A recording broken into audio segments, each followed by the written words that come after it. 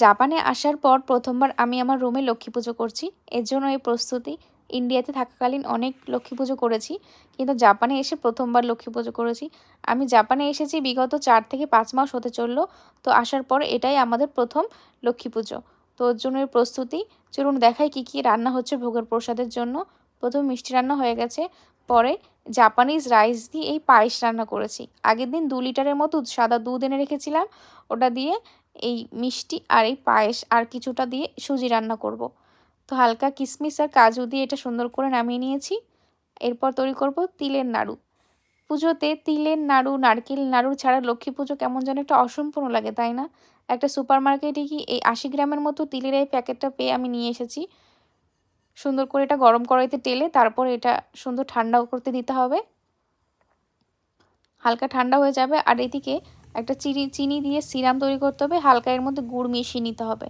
তারপরে সিরামটা একটু হালকা হালকা আঠালো আঠালো হয়ে গেলেই তিলটা এর মধ্যে হালকা করে নামিয়ে দিতে হবে। তারপর এটা হালকা মাখা মাখা করার পরে সুন্দর করে হাত দিয়ে গোল গোল করে পাকিয়ে আমাদের পাকের সেই তিলের নাড়ুও তৈরি করে নিতে হবে।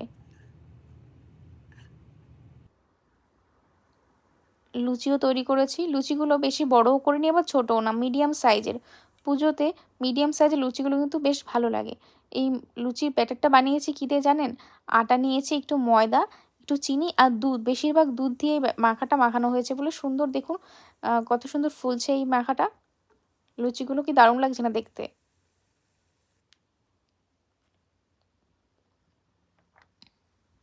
লুচি দিয়ে সুজি পায়েস দুটোই ভালো লাগে।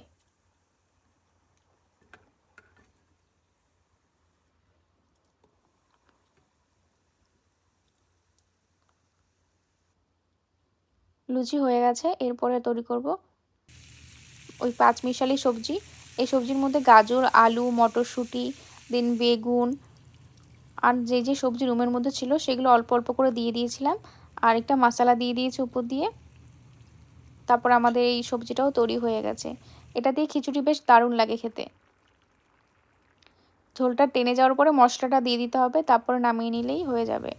আর লাস্ট করেছিলাম এই খিচুড়ি, মুগ ডাল দিয়ে মশলা কষিয়ে মটরশুঁটি দিয়ে খিচুড়ি। তো প্রস্তুত হয়ে গেছে আমাদের সব কিছু ভোগের খিচুড়ি।